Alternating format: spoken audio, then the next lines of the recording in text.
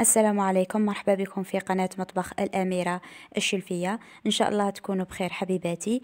اليوم إن شاء الله راح نديروا أسهل وصفة للتحلية غير بالماء، اقتصادية وسريعة التحضير. تابعوا معايا الفيديو للآخر باه تعرفوا المقادير وطريقة التحضير.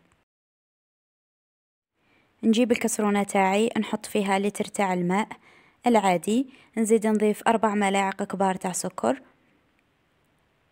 ونزيد نضيف 6 ملاعق كبار نشاء مايزينا.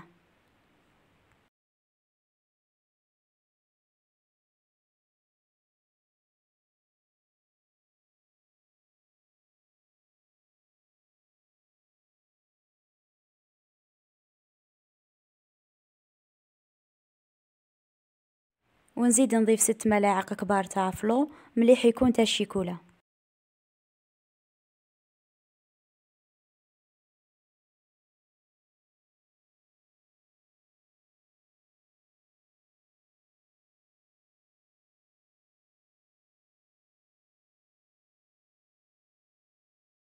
نخلطوا المكونات تاعنا بارد في بارد باه السكر والمايزينا يذوبوا لنا مليح.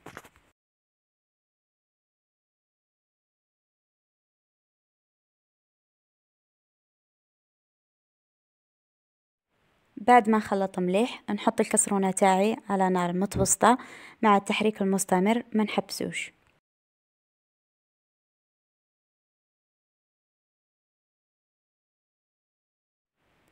كي يولي يدير فيه هذوك الفقاعات نطفو عليه ونزيدوله الشيكولا. الشيكولا كيما تبغي، انا درت ذيك تاع البطاط وانتوما ديروا اي نوع تاع شيكولا تبغوه.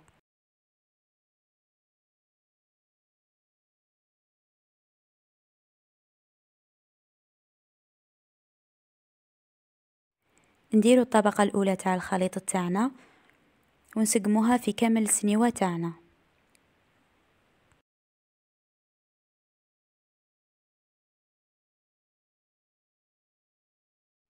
من بعد نجيبو الكاطو تاعنا ونشربوه في القهوة ونبداو نضيفو فيه كطبقة ثانية في الديسير تاعنا.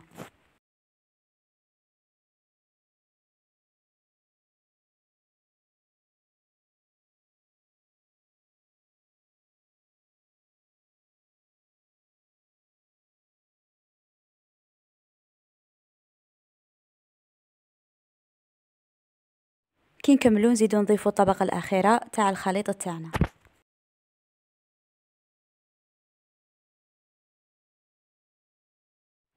والتزيين كيما تبغو، أنا راح نضيف حبات تاع الجوزة. كي نكملو التزيين تاعنا نخلوه يبرد شوية ونديروه في الثلاجة لمدة 3 ساعات ونقدموه. ان شاء الله وصفة اليوم تكون نالت اعجابكم، وما تنسوش تجربوها، تشاركوا الوصفة مع اصدقائكم مع العائلة تاعكم لتعم الفائدة. خلوا لي جيم للفيديو وتعليق مشجع.